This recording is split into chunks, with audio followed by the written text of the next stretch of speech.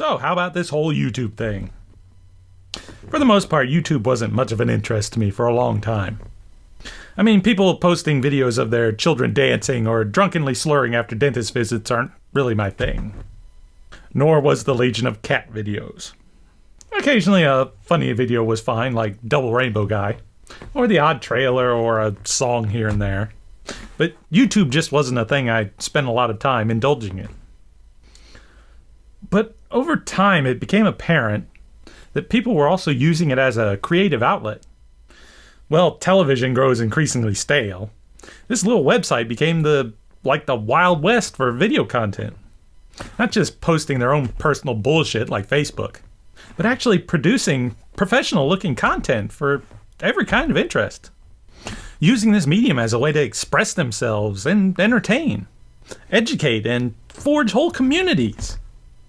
All with far less gates than doing so in the realm of TV, movies, or really any other medium. You are free to bring whatever mad idea you are capable of to life, within some reason. I had originally considered my own internet show several years ago, but as I toyed with ideas, nothing seemed to stick. I wanted to produce something worth watching, but there's only so much I can do. I've been a writer for most of my adult life, since I was a teenager. I love crafting whole universes and populating them with complete characters with histories, motivations, and drives. Scores of shows and seasons. Complicated tales spinning wildly out of control as they grew in content and scope. But of course, I did not have the capability of producing these on my own, of bringing the ideas in my head to life. I tried writing a book of it, but it didn't sell well. I had no clue how to market it, and that sort of languished. And my greater interest in narrative storytelling caused me to shelve the notion of doing YouTube at all. Then, in the last couple of years, I've taken more of an interest in the medium, the growth of Let's Play channels in particular. I admit I wasn't totally on board with the idea of watching some person on the internet just playing a game. I didn't watch them, and they just sort of existed in this kind of nebulous area of awareness. Then, slowly, I began watching a few here and there, and realized it wasn't just about watching someone else play a game. On one hand, there is very much the gameplay, and just viewing the game from that outside perspective. It's really no different from a group of random people gathered in an arcade and watching over someone else's shoulder.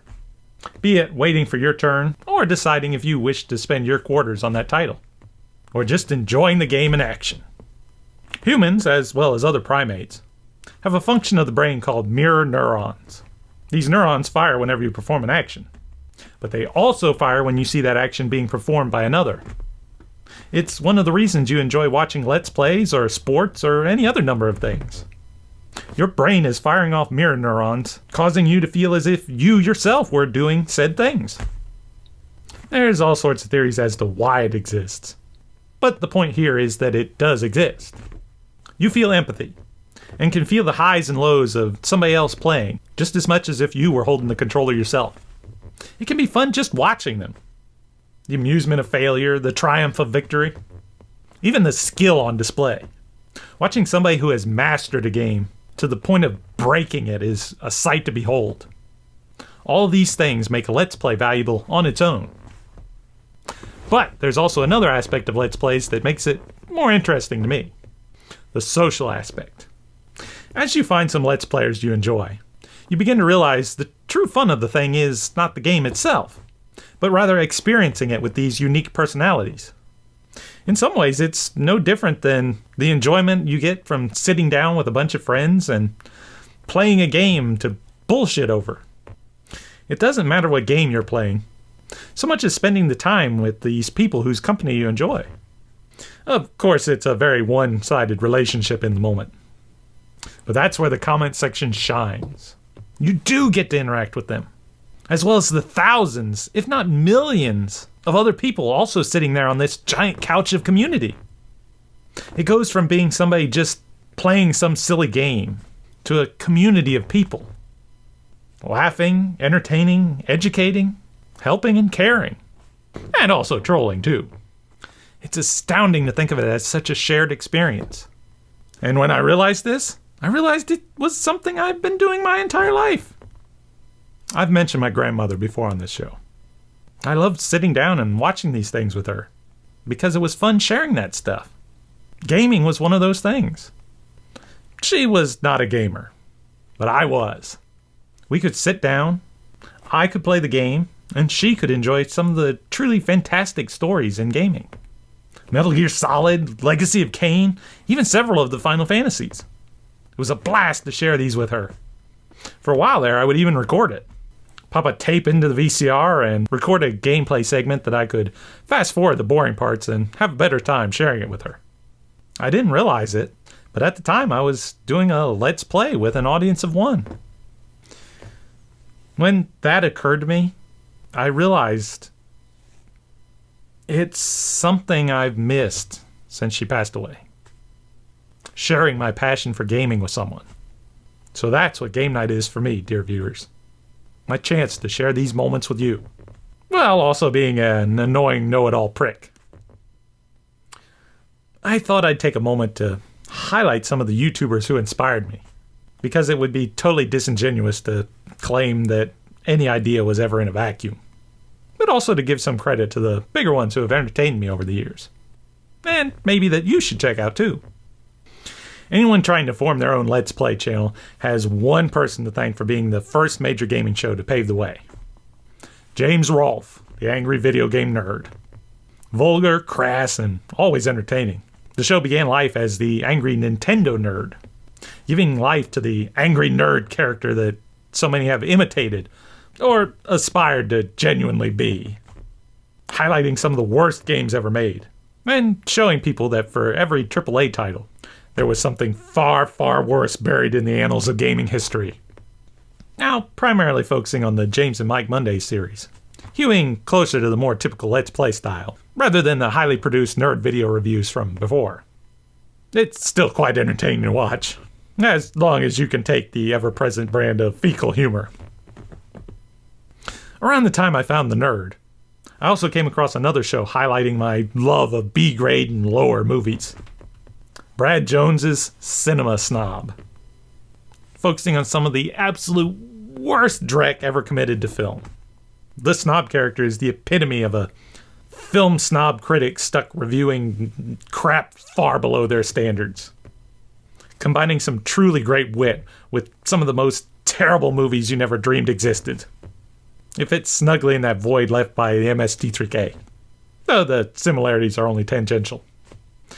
Given movie reviews are not really something you'd see on here very often, nor am I playing a character of any sort. It certainly inspired me in one aspect.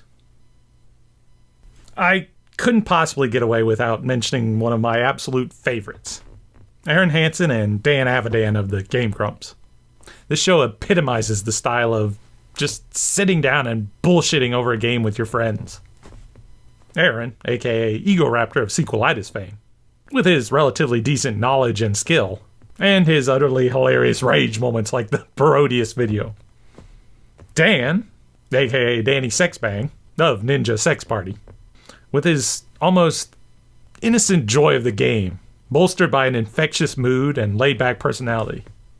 The pair of them are just a joy to listen to, with even the most pointless game. Or perhaps especially with the most pointless games. Dan especially because I was struck by one particular video they did a bit ago for Valentine's Day, where he and fellow Grump/editor Kevin sat down as two of the only singles in the Grump offices to play an utterly stupid Bratz game. But what made it special was about halfway through the video, they just sort of said fuck it to the game and just started talking their philosophies of love. It was truly an astounding moment to witness, and a prime example of a silly Let's Play becoming something more. Of course, that's not the lesson the other Grumps, such as Ross, Susie, Barry, and Brian. In general, it's a channel I make a daily view. Then we come to the last, but certainly not the least, of the LPers I'd like to mention. And with 12 million subscribers, there's a good chance you've heard of him. Mark Edward Fishbach, a.k.a. Markiplier. The more someone is mentioned, either love or hate, doesn't really affect me. It's like PewDiePie in that regard. I didn't have any interest in judging it one way or the other. I saw his Five Nights at Freddy's videos and was quite amused, but didn't bother sticking around. I don't remember what brought me back to watch some more of his videos, but he's been regular viewing for me ever since. As I've been working on this channel, I tune his videos on and just let him play. This doesn't always work out, as I find myself stopping and just watching the insanity unfold. But it's no lie that over the past months, I've watched hours upon hours of his content. He is genuinely a hilarious person to watch. Such a lovable weirdo. I've just about died laughing more times than I can count. But I think the thing that struck me most about him, and elevated him to being my favorite YouTube personality, is how genuine he is. He wears his heart on his sleeve and it just seeps into every one of his videos. You begin seeing it in his plays of things like One Chance, where he genuinely cares about what's happening to the characters. But it's not just the games he cares about, it's his fans too. He's a guy who doesn't think he deserves praise, while advocating a sense of community and being proud of the people who have flocked to his fandom, how they communicated and talk and help one another, even when he can't.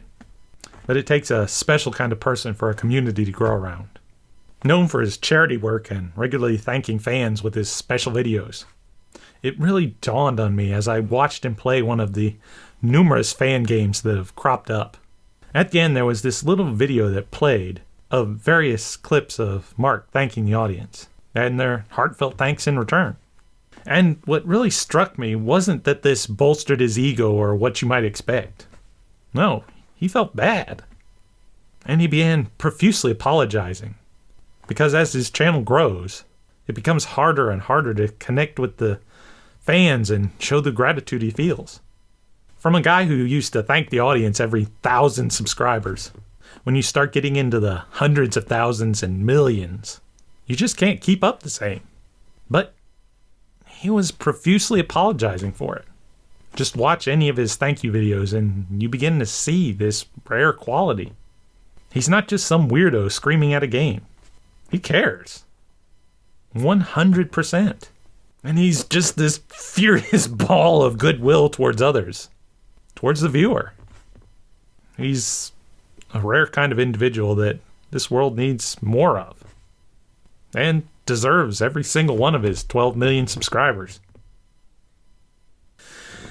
Now, with all that said, I have no illusions of ever reaching those levels of popularity that the previous ones have.